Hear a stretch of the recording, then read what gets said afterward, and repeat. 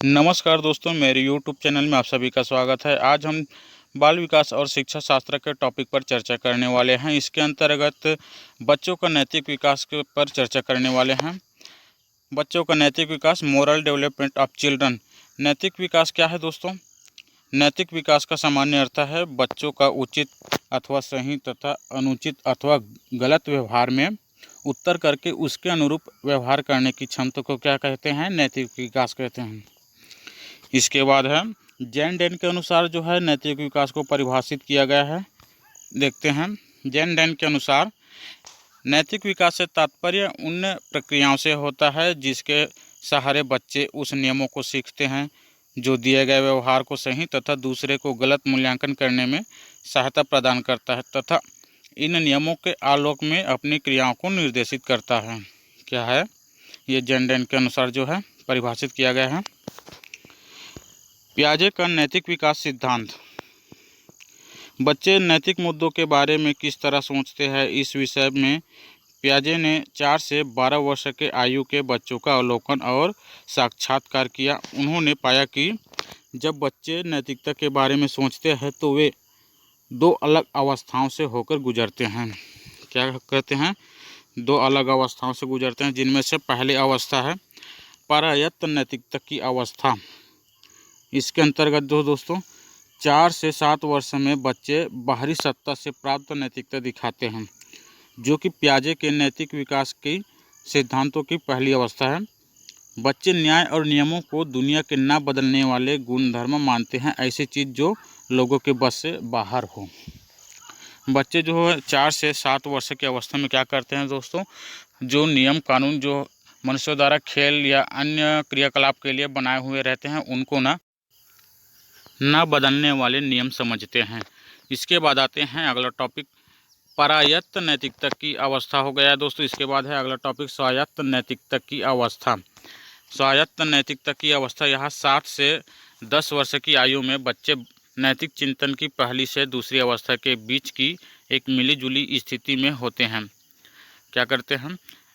एक मिलीजुली स्थिति में होते हैं। 10 वर्ष या उससे बड़े बच्चे स्वायत्त पर आधारित नैतिकता दिखाते हैं। वो यह बात जान जाते हैं कि नियम और कानून लोगों के बनाए हुए हैं और किसी कार्य के परिणामों के ऊपर भी विचार करते हैं। मतलब 7 से 10 वर्ष के जब बालक हो जाते हैं तो वह जान जाते हैं कि जो भी नियम कानून बनाए हुए हैं या जो है हमारे लिए बनाए गए हैं, जो कभी भी बदला जा सकता है। ठीक है। इसके बाद आते हैं अगला टॉपिक लॉरेंस कोहलबर्ग का नैतिक विकास सिद्धांत। लॉरेंस कोहलबर्ग का नैतिक सिद्धांत। कोहलबर्ग अपने प्रयोगों में लघु कथाओं को उपस्थित कर उससे संबंधित नैतिक समस्याओं के संबंध में प्रश्न पूछते थे। क्या करते थे? कोहलबर्ग नैतिक समस्याओं के संबंध में प्रश्न पूछते थे। उनके द्वारा पूछे जाने वाली लघु कथाओं में से एक लघु कथा है जिसको हम देखने वाले हैं। ठीक है। यूरोप में एक महिला मौत के कगार पर थी। क्या थी दोस्तों? एक महिला जो है मौत के कगार पर थी। डॉक्टरों ने कहा दिया था कि दवाई है जिससे शायद उसकी जान बच जाए। तो वह एक तरह का रेडियम था जिसकी खोज उस शहर के एक फार्मासिस्ट ने तभी की थी। दवाई बनाने का खर्चा जो बहुत था दोस्तों, और दवाई बनाने के खर्चे से 10 गुना ज़्यादा पैसे मांग रहा था। उस औरत का इलाज करवाने के लिए उसका पति हाइनज जो क्या करता है, सबके पास पैसे के लिए जाता है लेकिन कुछ लोग ही उनको पैसे उधार दे पाते हैं, जिससे दवाई के दाम से आधे ही पैसे उनको प्राप्त होते हैं। उसने दवाई वाले से कहा कि उसकी पत्नी मरने वाली है, वो उस दवाई को सस्ते में दे दें। वह उसके बारे में उसके बाकी पैसे बाद में दे देगा।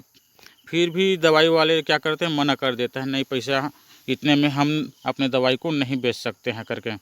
फिर तब हाइनज ने मजबूर होकर उसकी दुकान तोड़कर वो दवाई अपनी पत्नी के लिए चुरा ली। ठीक है।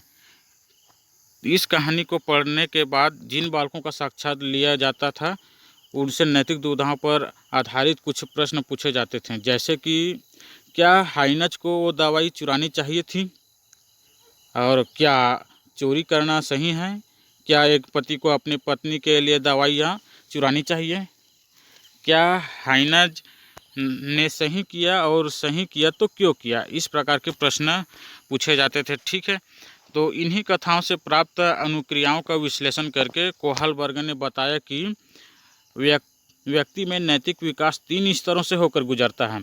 प्रत्येक स्तर की दो दो अवस्थाएं होती है तथा इन अवस्थाओं का क्रम निश्चित होता है। सभी व्यक्तियों में ये अवस्थाएं एक ही क्रम में मतलब एक ही उम्र में नहीं होती है और ना ही व्यक्ति एक अवस्था को छोड़कर दूसरी अवस्था में जा सकता है। तो देखते हैं कोहलबर्ग द्वारा नैतिक विकास पर उल्लेखित तीनों स्तरों को देखते हैं। ठीक है, पहला है जिसमें से पूर्व रूढ़िगत नैतिकता का स्तर। पूर्व रूढ़िगत नैतिकता का स्तर, इनके अंतर्गत दो अवस्था हैं, दंड एवं आज्ञाकारिता उन्मुखता की अवस्था, दूसरा है साधनात्मक सापेक्षवादी उन्मुखता की अवस्था। और इनकी दूसरी स्तर है जिसमें रूढ़िगत नैतिकता का स्तर। इसके अंतर्गत भी दो अवस्था हैं दोस्तों।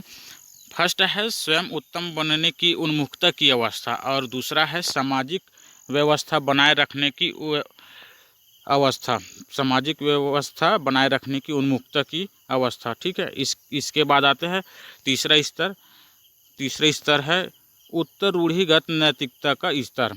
इसके अंतर्गत भी दो अवस्थाएं आती हैं, सामाजिक अनुबंध उन्मुखता की अवस्था, दूसरा है सार्वभौमिक नीतिपरक उन्मुखता की अवस्था।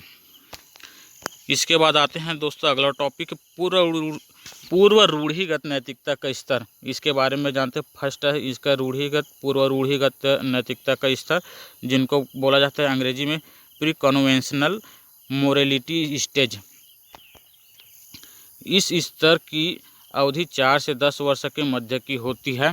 इस स्तर पर बालकों की नैतिक तर्कना दूसरों के मानकों से निर्धारित होती है। इस स्तर पर क्या सही है क्या गलत है के विषय में बाहर से मिलने वाली सजा और उपहार पर निर्भर करता है। इस स्तर के अंतर्गत आने वाली अवस्थाएं निम्नलिखित है। फर्स्ट है जिनमें दंड एवं आज्ञाकारिता उन्मुक्ता की अवस्था।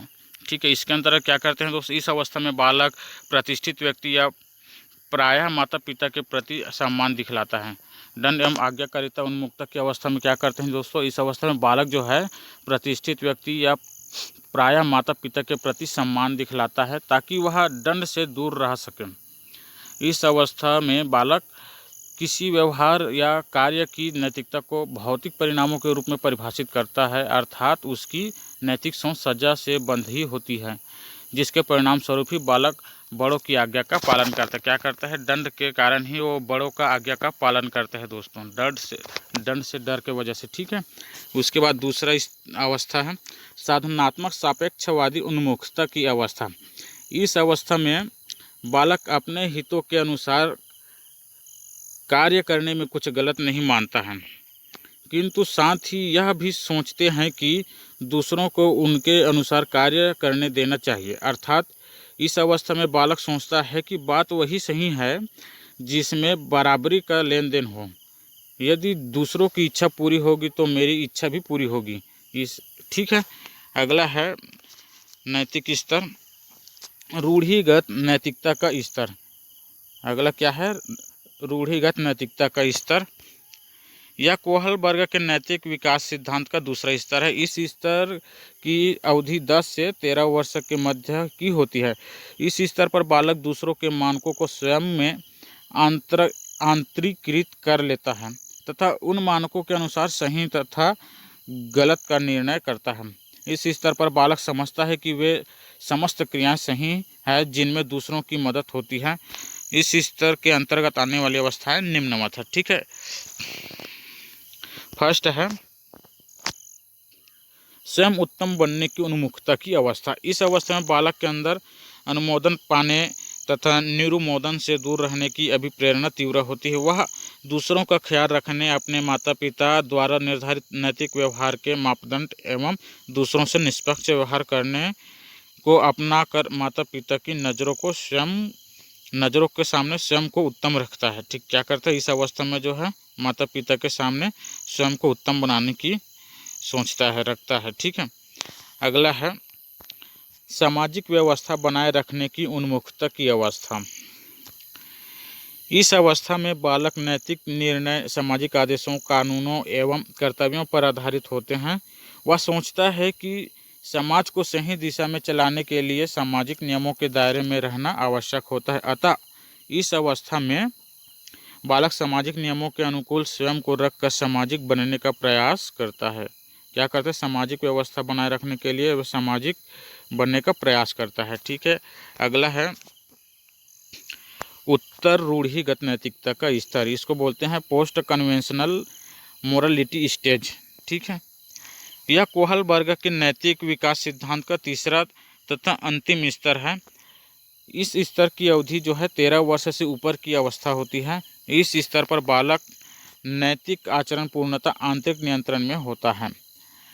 यह नैतिकता का सबसे उच्च स्तर है। इस स्तर पर बालक में नैतिकता का ज्ञान होता है। वह विभिन्न वैकल्पिक नैतिक रास्तों में से अपने लिए नैतिक व्यवहार के रास्ते का चुनाव करने में प्रयासरत होता है। इस स्तर के अंतर्गत जो आने वाली अवस्थाएं निम्नवत है। फर्स्ट है दोस्तों सामाजिक अनुबंध उन्मुक्तता की अवस्था।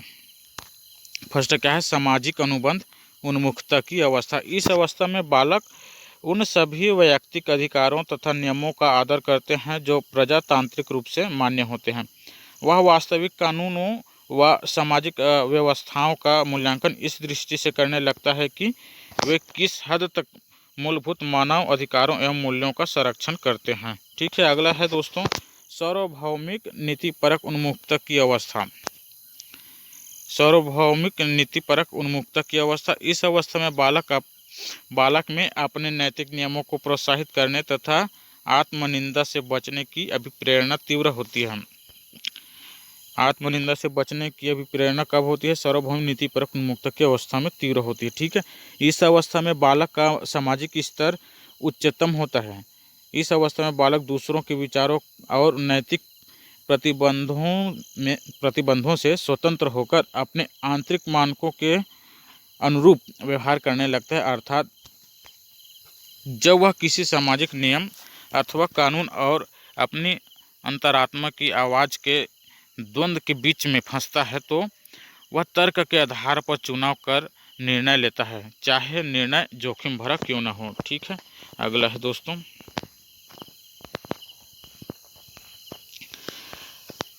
तो ठीक है, नैतिक तर्कना पर आधारित विभिन्न अध्ययनों के विश्लेषण के आधार पर विभिन्न विश्लेषणों के आधार पर निम्नलिखित निष्कर्ष दिए जा सकते हैं। फर्स्ट है जिसमें बाल्यावस्था से किशोरावस्था तक नैतिक तर्कना पूर्व रूढ़िगत से रूढ़िगत स्तर में परिवर्तित होते हैं। ठीक है, अगला है किशोरावस्था तथा वयस्कावस्था में क्या होता है? किशोरावस्था तथा वयस्कावस्था में भी उत्तर रूढ़िगत तर्कना तुलनात्मक रूप से असामान्य होता है। इसके बाद आता है अगला, किसी व्यक्ति का नैतिक निर्णय किसी एक स्तर पर उसी अवस्था का प्रतिबिंबन सदा नहीं रहती है।